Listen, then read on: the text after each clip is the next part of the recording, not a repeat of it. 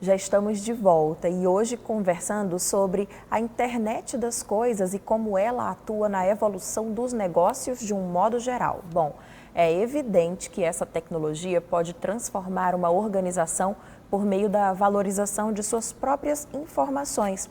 Quando dispositivos são combinados com sistemas automatizados, inteligência artificial e nuvem, é possível coletar, analisar, avaliar e utilizar dados de maneira ágil e inteligente. A integração desses dispositivos cria um ecossistema super conectado. A experiência de empresas que já usam a internet das coisas há um certo tempo revela uma vantagem competitiva real. Veja só esse dado. O McKinsey Global Institute realizou um estudo para determinar como a internet das coisas pode gerar valor econômico real. O relatório mostra que essa revolução já começou e no futuro será parte significativa da economia global. Após análise de mais de 150 casos, foi estimado que a tecnologia tem potencial econômico para movimentar entre 4 e 11 trilhões de dólares por ano até 2025. Isso equivale a mais de 1/10 da economia mundial. Além disso, de acordo com a pesquisa da WorldPlay, no ano de 2017, empresas brasileiras dos mais variados setores investiram aproximadamente 80 milhões de dólares em internet das coisas. Uau, isso que é geração de valor. Então, voltando a conversar aqui com os nossos dois convidados, professor Francisco José da Silva e Silva, que é professor do Departamento de Informática da UFMA, e também o professor Elton de Silva, engenheiro de automação da Águia Engenharia, professor de sistemas embarcados da UEMA. Voltando aqui o nosso papo, a gente falou sobre geração de valor, sobre o potencial de movimentação econômica no mundo com a IoT, a internet das coisas, e aí quero perguntar para vocês, IoT é algo que somente grandes organizações devam usar ou desde as pequenas já devem se preocupar em implementar e utilizar essas ferramentas? Como você disse, eu tenho uma empresa e a gente desenvolve soluções em automação industrial e residencial, né? E pessoas procuram a gente aqui no Maranhão, aqui no Nordeste, para resolver soluções mais simples possíveis em suas empresas. Não estão falando de empresa de grande porte, não. Empresa de pequeno porte. Por exemplo, uma empresa que resolvia um problema de segurança. Tem uma máquina e essa máquina, se ela vinha a falhar, a ter algum problema, pode causar ou diminuição da produção ou um próprio acidente de trabalho. Né? Então, com o IoT, monitorando essa máquina, conhecendo essa máquina, utilizando os dados delas, para aprender como aquela máquina funciona, a gente pode prever o que vai acontecer com aquela máquina, se ela pode vir a ter um defeito, quando ela pode vir a ter um defeito, tá certo? E isso não é caro, tá certo? Isso não está mais restrito às grandes empresas, não. Ou a quem tem um poder aquisitivo realmente mais elevado. A solução está disponível para todos hoje em dia. Qualquer empresa que tenha interesse eu digo até mais, não está só disponível, como já estamos vendo situações em que quando a empresa ela resolve não aderir não buscar esse tipo de soluções, ela pode ficar para trás, inclusive. Na verdade, a gente tem acompanhado que quem não se recicla, quem não acompanha essas evoluções, perde espaço no mercado, porque deixa de oferecer também produtos e serviços que sejam mais competitivos. Qual a sua opinião sobre isso, professor Francisco?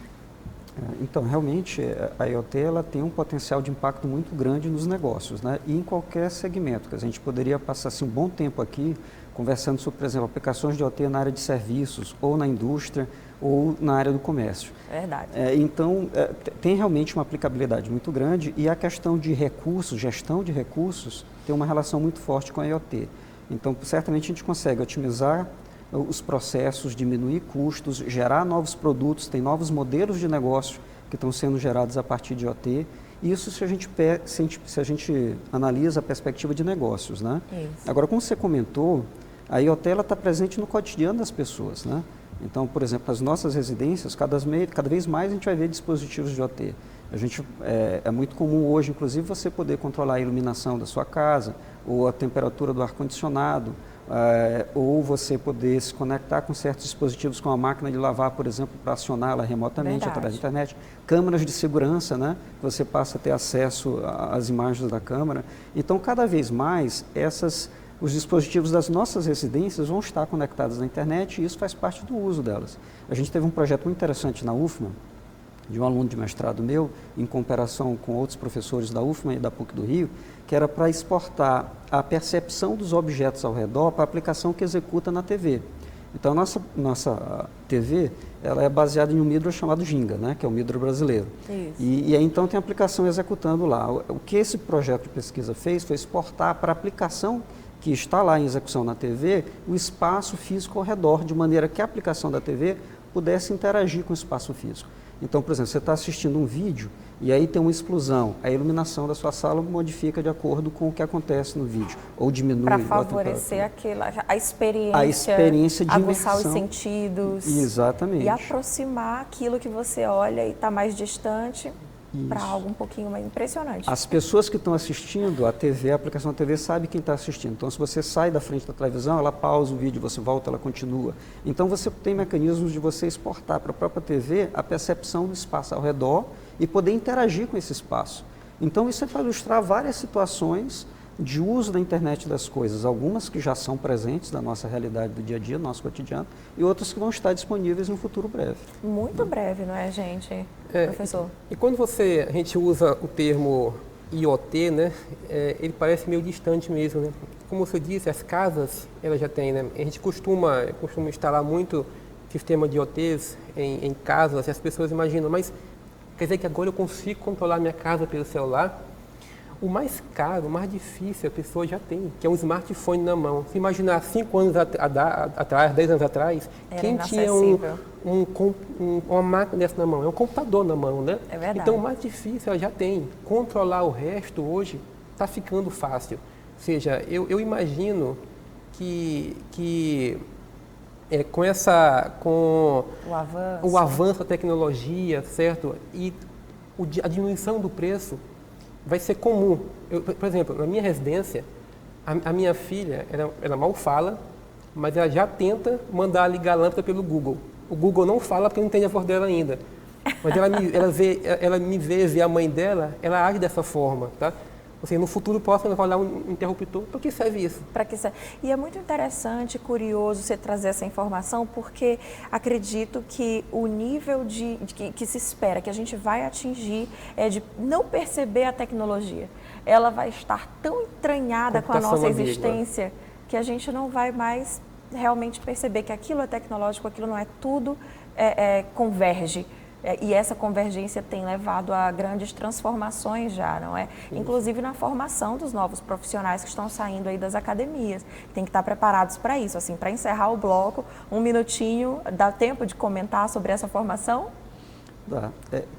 Vou falar especificamente da IoT, né? Então, IoT é uma coisa interessante porque ele é um termo guarda-chuva, né? Isso. Então, quando a gente está falando de IoT, na verdade a gente está se referindo a uma tecnologia específica, mas sim a um conjunto de tecnologias que tem que cooperar para poder dar suporte àquelas visões de integração do espaço físico com o mundo real.